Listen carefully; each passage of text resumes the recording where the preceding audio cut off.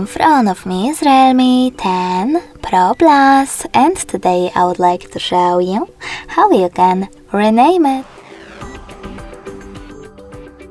First of all, you need to open Settings and scroll all the way down. Then click on About Device. Now choose Device Name section over here and type in wherever you wish to. I will go with blue. When you're ready, tap on Save. And as you can see, after that, the name of my Realme has changed. Thanks so much for watching. If you enjoyed this video, leave a like, comment and subscribe. Bye!